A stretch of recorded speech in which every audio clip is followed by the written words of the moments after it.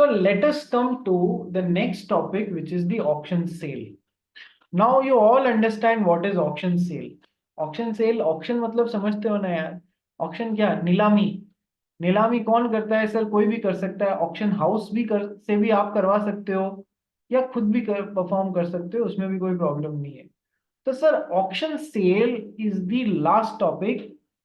Sir auction जो होता है, मान लो दक्ष अग्रवाल को अपनी एक पुरानी ग्रैंडफादर क्लॉक पता है ना क्या होता है सर? पुरानी, जिसमें बड़े बड़े सुइये होते हैं, टंग टंग आवाज करती है, बहुत पुराने जमाने की, वो बिकवानी है एज एन एंटीक क्लॉक, चालू हालत में है, इसको बिकवानी है। पता है बहुत अच्छे पैसे मिलेंगे, इतने पैसे मिलेंगे कि मेरी एडवांस स्टडीज फंड हो जाएंगी, तो इसने वो बेचने का निर्णय लिया। पर ऐसे तो इसको थोड़ी पता है कौन ग्रैंडफादर क्लॉक खरीदने में इंटरेस्टेड रहेगा, तो इसने क्या किया, एक ऑक्शन हाउस को पकड़ा।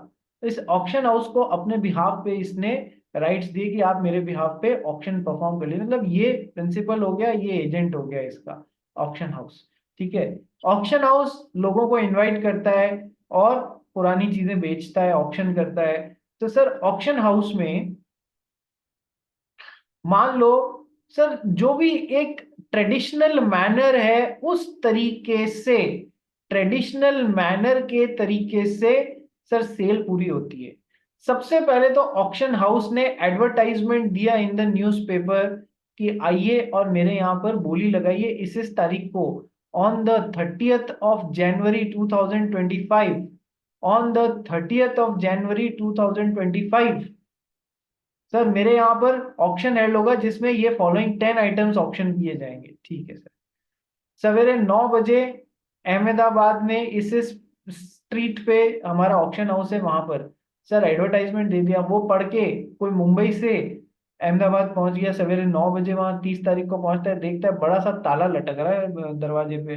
वापस आके केस ठोकता है ऑक्शन हाउस पे कि आपने अखबार में ऑफर दिया, मैंने एक्सेप्ट कर लिया, वहां आके कॉन्ट्रैक्ट बन गया, डैमेजेस हुए मेरे को, आपने ऑक्शन तो करी नहीं, इस वजह से मेरे डैमेजेस पे करो। कोर्ट ने डिसाइड किया ऑक्शन करवाने के लिए अखबार में एडवर्टाइजमेंट ऑफर नहीं होता है, इनविटेशन टू ऑफर होता है। पढ़ाया हुआ है या नहीं पढ़ा हुआ है सेकंड चैप्टर में? इनविटेशन टू ऑफर होता है। फिर आप ऑफर लगाने के लिए गए और यदि ऑफर एक्सेप्ट हो जाता, आपकी बोली एक्सेप्ट हो जाती, तो वो कॉन्ट्रैक्ट बनता। ठीक है। पर यहाँ तो ना तो ऑफर लगा, ना एक्सेप्टेंस हुआ, ना कोई कॉन्ट्रैक्ट बना। जब कोई कॉन्ट्रैक्ट ही नहीं बना तो फिर डैमेजेस की तो कोई बात ही नहीं आती है। बात समझ लो, ये केस मैंने आपको कराया हुआ है। चलिए, तो सर अब ऑक्शन हाउस जब ऑक्शन हेल्ड करता है तो सेल फाइनलाइज होने का क्या तरीका होता है सर? ट्रेडिशनल वे में जो भी तरीका है वैसे वैसे हो सकती है क्या? सर बोलते हैं जैसे कि 10 लाख रुपए की किसी ने बोली लगाई उस घड़ी की, और इससे ऊपर कोई बोली नहीं लगा रहा है, तो 10 लाख 1, 10 लाख 2 और 10 लाख 3 पे या तो एक हैमर नीचे गिरेगा इस लकड़ी के टुकड़े पे, या तो एक हैमर गिरेगा। ऐसा होता है ना, 10 लाख 1, 10 लाख 2, 10 लाख 3, ठक। और ठक बोलते ही वो हैमर नीचे गिर के इस लकड़ी के टुकड़े पे गिर के वापस अपनी पोजीशन में जब आता है, तो ये माना जाता है कि सर वो ऑक्शन सक्सेसफुली, वो बोली लग गई है। यदि वो हैमर वहीं रह जाए, यदि इसी पे मारा और वापस अपनी पोजीशन में नहीं आया, तो ये ऑप्शन पूरा नहीं होगा। सर दूसरा तरीका भी हो सकता है, 10 लाख 1, मेरी तरफ देखो, 10 लाख 1, 10 लाख 2 और 10 लाख 3 में हाथ नीचे होता है और वापस अपनी पोजीशन पे आता है, तो ये मान लिया जाएगा कि सेल परफॉर्म हो गई। ठीक है, मतलब ऑप्शन में बोली जो है वो फाइनलाइज हो गई और कॉन्ट्रैक्ट बन गया। ठीक है। तो ऑक्शन में इस तरीके से होता है, अलग अलग पार्टीज बोलियां लगाती हैं, बहुत सारी बातें हैं। अब पहली बात ये, सेलर ने अपना आइटम ऑक्शन हाउस को दिया कि जाओ मेरे बिहाफ पे बोली नीलामी करवाओ इसकी। कई बार सेलर, क्या सेलर खुद भी बोली लगा सकता है इसमें? मैं भी बोली लगाऊंगा मेरे माल के लिए? सर बाय डिफॉल्ट नहीं लगानी है सेलर को खुद को बोली। यदि लगाना चाहता है तो उसको पहले ये खुलासा करना पड़ेगा, उसको पहले ये खुलासा करना पड़ेगा जो भी ऑक्शन में पार्ट लेने आए हैं, कि सर इसमें सेलर खुद भी बोली लगा सकता है। कई बार क्या होता है, बायर बहुत बिलो प्राइसिंग से बोली लगाना स्टार्ट करते हैं ना, 10 रुपए की चीज के 2 रुपए से ही बोली स्टार्ट कर देते हैं। तो ऐसी सिचुएशन में सेलर जो है वो खुद भी बोली लगा सकता है। अदरवाइज नहीं लगा सकता है यदि डिस्क्लोज नहीं किया। डिस्क्लोज किए बिना यदि सेलर ने बोली लगाई तो वो प्राइस रिगिंग हो जाएगी, अननेसेसरी प्राइस रिगिंग हो जाएगी, और फिर यदि किसी ने माल खरीद लिया ऑक्शन के थ्रू तो वो सेलर पे केस ठोक सकता है। क्या ये कंसेप्ट समझ में आ गया? Yes sir.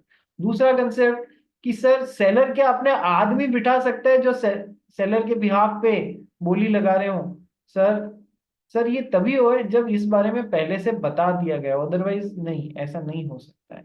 ठीक है। तीसरा कि सर बोली ऑक्शन कब कंप्लीट हुआ हुआ माना जाएगा? जब वो ट्रेडिशनल वे पूरा हो जाए sir, fall of hammer and hammer is back.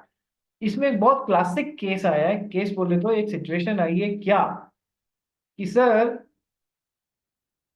हमारा दक्ष अग्रवाल जो है वो एक एंटीक रिस्ट वॉच लेके गया बेचने के लिए, ऑक्शन हाउस को अपॉइंट किया, ऑक्शन हाउस ने ऑक्शन होल्ड किया। सर उस घड़ी की बोली लगी, वो घड़ी दिखाने के बाद में यहाँ टेबल पे रख दी गई, वो घड़ी दिखाने के बाद में यहाँ टेबल पे रख दी गई। तो सर जैसे ही मान लो 3 लाख रुपए की बोली लगी, पुरानी घड़ी थी, सोने का उस पे पत्थर चढ़ा हुआ था, ठीक है, 3 लाख रुपए की बोली लगी उसके लिए। तो 3 लाख 1, 3 लाख 2, 3 लाख 3, जैसे इस पे हैमर पड़ा इस लकड़ी पे, सर वैसे ही क्या हुआ, ये हैमर यहां से टूट गया, ये पीस जो है वो उछल के इस पे चला गया, क्या नाम है, लकड़ी, ये वॉच पे, और वॉच डैमेज हो गई। बोलो 200 साल पुरानी, 100 साल पुरानी वॉच डैमेज हो गई। तो सर अब आपसे पूछा जाएगा इसकी रिस्क कौन बियर विथ करेगा? सर बायर बियर विथ करेगा या सेलर बियर विथ करेगा? क्या यहाँ पर किसी की गलती से हो रहा है ये सब? नहीं सर, ये तो एक इवेंट था जो होना था। तो सर जनरल बात में रिस्क फॉलोज ओनरशिप होता है या नहीं होता है? रिस्क फॉलोज ओनरशिप होता है, हाँ सर होता है। सर ऑक्शन में कब ओनरशिप सेलर से बायर के पास में चली जाती है? सर जब वो हैमर अपनी रेगुलर पोजीशन में आ जाए तो हम ये मान लेंगे ऑक्शन पूरा हो गया। पर क्या यहाँ पर हैमर अपनी रेगुलर पोजीशन में आ पाया था? नहीं आ पाया था, उससे पहले ही हैमर टूट गया और इस पे गिर गया। तो सर अभी तक क्या ओनरशिप बायर से सेलर के पास में ट्रांसफर हो पाई? नहीं। तो who is the owner? Still buyer is the owner. So who will bear the risk? Risk follows ownership. जो दक्ष अग्रवाल है उसी को बेयर विथ करना पड़ेगा। क्या क्या फर्जी फंडे लगाते रहते हैं यार लॉ वाले। ठीक है। इसलिए पर ये अपने को जानना इसलिए जरूरी है, कई बार ये काम आता है एग्जामिनेशन में पास होने के लिए। ऑप्शन सेल बात समझ में आई? Yes sir. तो और भी बातें हैं ऑप्शन सेल के हिसाब से, मैंने तो आपको कुछ ही बताई हैं। आइए पढ़ना स्टार्ट करते हैं ऑप्शन सेल को। पढ़ भाई। An auction is a special public sale where goods are offered to be taken by the highest bidder from among the public. Hmm. The auctioneer is the person who sells the goods by auction, is an agent of the seller. Usually, proposed sale is advertised, and on the decided date and time, the intended buyer assembles and makes successive bids in order to outbid each other. The process comes to an end when highest bid is accepted by auctioneer by the fall of hammer or in some other approved method. देखो, auction is a special public sale where goods are offer to be taken by the highest bidder. जो भी आप में से सबसे ज्यादा बोली लगाएगा हम उसको देंगे। अच्छा ऐसा भी हो सकता है कि सेलर एक रिजर्व प्राइस रख देवे।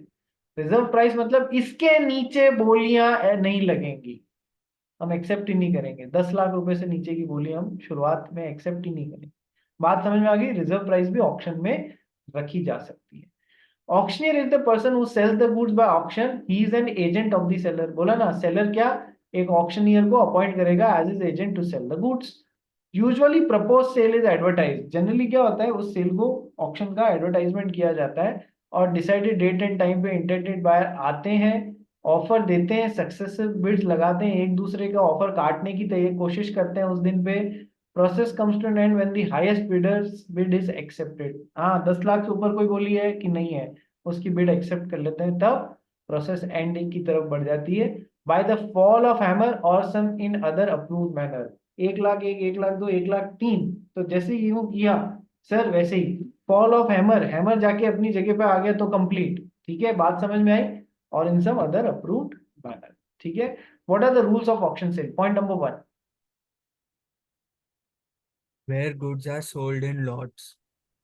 In this case of sale by auction, where goods are put in sale in lots, each lot is prima facie deemed to be the subject matter of a separate contract of sale. देख लो, कई बार क्या होता है, goods को lots में रखा जाता है। ये पहला लॉट है, पूरे लॉट के लिए बोली लगाओ। ये दूसरा लॉट है, इसमें एक वॉशिंग मशीन है, एक ग्रैंडफादर क्लॉक है, ये है वो है।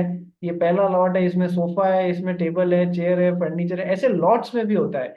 तो जहां पर where goods are put in sale in lots, lot number 1, lot number 2, पूरा लॉट एक साथ दिया जाएगा, लॉट की बोली लगाइए। each lot is deemed to be the subject matter of a separate contract of sale। तो पहले लॉट के लिए बोली लगी, ये पहला कॉन्ट्रैक्ट हुआ। दूसरे लॉट के लिए बोली लग के फाइनलाइज हुआ, वो दूसरा कॉन्ट्रैक्ट बनेगा। इसमें क्या प्रॉब्लम है सर? हर लॉट अलग माना जाएगा, अलग कॉन्ट्रैक्ट बनेगा हर लॉट के लिए। प्राइमा फेसी, हाँ कॉन्ट्रैक्ट में अदरवाइज लिखा हुआ हो तो वो एक अलग बात है, बाकी प्राइमा फेसी तो सर कॉन्ट्रैक्ट ऑफ सेल अलग अलग माना जाएगा। ठीक है। Second rule of auction sale, completion of sale कब माना जाएगा कि सेल, ऑक्शन सेल कंप्लीट हुई? पढ़ भाई। The sale is completed when the auctioneer announces it by the fall of hammer or in any other customary manner. Till such completion, any bidder can revoke or retract his bid.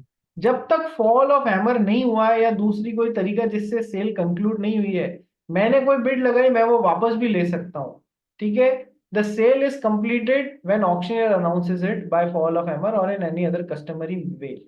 Till such completion, जिसने भी bid लगाई है he can revoke और retract his bid. Acceptance कब आ रहा है offer का? जब वो ठटैक यूं पड़ रहा है।